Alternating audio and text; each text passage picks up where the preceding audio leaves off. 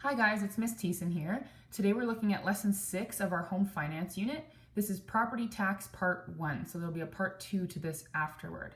So let's take a look at taxable property assessment. That's what we're going to talk about today. So property is assessed to provide the basis for municipal taxation. So that's like paying property tax. Provincial legislation requires property to be assessed using the market value system. So basically, what happens is that a portion of your property is assessed and that portion is liable to be taxed. So there's different property classifications in Manitoba. If you are living in a residential property with less than 5 dwelling units, the portion percentage is 45%. And that was true in 2001, and I'm fairly certain it's still true today. As far as I know from the research I've done, it's still 45% today. Same with residential number 2. So 5 or more dwelling units in a residential home is also 45% of that amount is liable to be taxed. Farming areas are 30%. Now I think this has gone down a little bit. I think it's currently 26%, but for the sake of the assignments and the stuff you're going to be working on, we're going to keep that at 30%. We're going to use this chart even though it's a little bit older. All right, so let's take a look. How do we calculate the portioned assessment of a property? Well, the first thing we need to do is we need to take the market value assessment, so what a property is worth, market value assessment, and that gets multiplied by the portion percentage, so this number here. So by the portion percentage, but that's going to be as a decimal. So because these are percents, remember that in order to convert a percent to a decimal, we need to divide by 100. So that would give us 0.45. Okay, so each of these, if you're doing a problem and it's asking you to calculate the portion percentage of a pipeline, you would convert 50% to a decimal by dividing by 100. So that's the same for each of those. So this is going to be as a decimal. So you take your market value assessment and you multiply it by your portion percentage, and that will give you your portioned assessment, which will give you a dollar amount. So that's calculated in dollars. So let's take a look at an example here.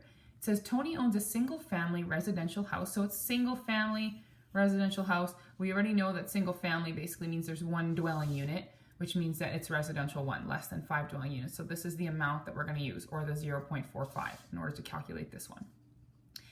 So he owns a single family residential house in Thompson. The market value assessment of the land is this much, and the building that he owns is this much. What is the total assessed value of his property? We're going to answer that question first, and then we will calculate his portioned assessment. So what's the total assessed value of his property? Well, his property is equivalent to his land plus the sum, or plus the value of the building. So we're just going to add those two together. That is the value of his property. However, when we calculate the portioned assessment, we're going to calculate them separately because each piece, the land and the property, get calculated separately. And then I'll show you exactly how we do that. So for part 1, what is the total assessed value of his property? We're going to take the value of his land, which is $6,900, and the value of his building, or his home, which is $67,900, and we're going to add them. So that will be the total value, assessed value of his property. So if we add those together, we get $74,800. So there's the answer to part 1 of our question. So this is the total assessed value of his property. There we go. That's the answer to the first question. Now we're going to calculate the portioned assessment of each of these separately. So the land is still going to be a 45% portion percentage, and the building as well, because it is a single family residential house. That means that the land and the building both count as a residential 1 description, or as a residential 1 classification. So if we take our market value of the land, which is $6,900, we're going to use our formula here. Market value assessment, it's this much, times the portion percentage. So let's multiply that. So we're going to multiply that by the portion percentage as a decimal, and we already converted it here. So it's going to be 0.45, and that gives us $3,105. Now, before I tell you what to do with this number, let's do the second piece. So the building gets put into this formula as well, the assessed value of his building. So we're going to times that by 0.45. Again, that's the portion percentage as a decimal. And that gives us a total of $30,555. Now, I'm not sure why we do this, but I know this is something that you're going to be doing on each example like this that you do, and I'm actually not sure exactly why this is done. You might have to Google that, or maybe one of the other grade 12 essential math teachers understands why this is done. But what we do is we need to round both of these up, round up to the nearest $10. So that means that we're rounding up to the nearest tens placed here. So if it's a 5 there, this is going to get rounded up. This 0.5 gets rounded up to a 10. This 55 gets rounded up to a 60. So we actually get $3,110. And if we're rounding this one up, you're always going to round up. So if this was 5.2, it wouldn't get rounded down to 50. It would still get rounded up to 60. You always round up to the nearest $10. So here we end up with $30,560. Now what we need to do is our final step is to add those two together to get our total portioned assessment. So these are our individual portioned assessments. Now we're just going to add them to get our total portioned assessment. So if we add those two together, we end up with $33,670. This is our total portioned assessment. So basically what that means is this is the amount that is liable to be taxed come property tax time. Okay, go ahead and flip the page. We're going to take a look at another part about property tax. So mill rate is the next thing we're going to look at.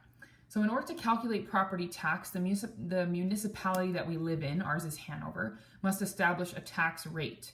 In order to calculate this value, the city has to determine how much money is needed to run the entire city for the year.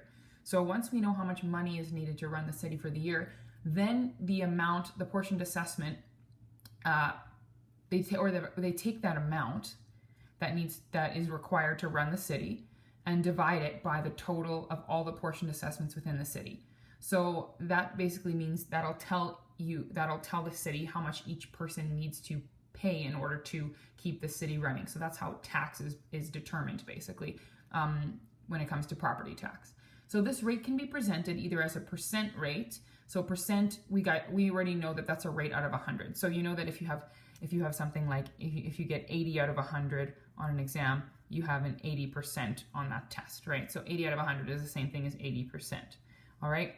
Or it can be described as a mill rate, and that's what we're going to be looking at. And a mill rate, instead of a rate out of 100, it's a rate out of 1,000. So here's how we determine the property tax rate. We take the total revenue required, so that's the amount that's needed to run the city. So the total revenue required, take that amount, and we're going to divide it by the total portioned assessment.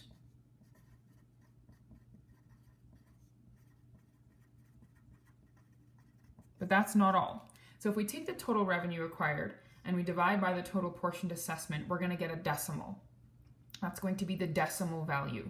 If we want to change this value to a percent, so to change this to a percent, we would multiply this number that we get by 100. Okay? Then to change it to the mill rate, we would take this value that we calculated and we would multiply it by 1,000. Okay, so in reality, the tax rate is usually expressed as a mill rate. So this is the way it's usually going to be expressed. But let's take a look at the example and see how it's asking us to express it. So the municipality of Delta, BC requires $5 million to be raised from property taxes. The total assessment of all taxable properties in Delta, BC is $252 million.